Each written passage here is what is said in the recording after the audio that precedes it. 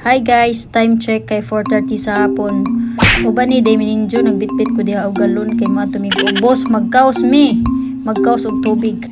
Muadto pud biog ubos guys kay gigutom mi mo palit mi og sodaan kay gigutom. Oh. Sa padong na di ay mi oy di may manok dariyo kanina raman unta atong sabon kay kinsa na sa silingan man nato awa jaraman kay bisig impas ta na. Mao din yagianan sa mo palugsong guys, struggle oy dangog raban ni basta mo uwan oy hinahinay ra pre hinay muliko ka diha o sa tuo ja diretso na dito pagawas dito sa kalsada. Kini laging lisod tag tubig dari sa tong bukid manang mato jud mi datog ubos para maligo. Pero usay og manglaba mi at tumis katong tubig nga aron daganag sigagas-agas. Ja hapon naman karon tinami mato sing tokbo na inon mi dadto na impasin nun mi awadjaw naramang gadyo dadto naramang gadyo mi sa bawas awo.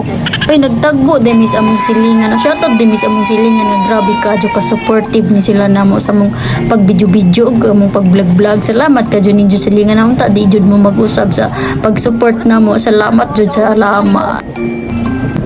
Onja kay hapit naman maabot sa mong paingnan maligo mi dani kay kini lang tagdugay ta mga tug tagdugay po ta mata mo nang hapon na jud ta makaligo dani mao din niya mong kaliguanan dani guys ag tag-ija ra po dani kay ahora po maigsoon may problema dani kay daghan man tubig dani dapita ug ganan di pud mo dani magpaadyo magpabulkit are ra mo sa Castolo Motor Parts diri sa Kanaway ya de po usaon hang jo magpapidyon ja magpakit-cute mo na bahala ka diha oy bahala gihugasan sa dini nato tong motor kay hugaw na malipay ta og muwan sa ato kay makatubig ta pero ang ato lagi pong motor mo hitsura pero sige lang ang importante makatubig jud ta no. Fast forward na data nakapalit na data sudan unja nakauli na puta dereng dapita aw ato na ning lutuon kay kutas naman gutom baguto. Sakto di ay sili ato ning himuag sa usawan ni atong pinirito. So maura dito guys, salamat ka Diyos ninyo sa pagtanaw ug pag-support sa among videos. Maura to, bye bye di namin magpakita ining pangahon kay basig kamoy gutomon.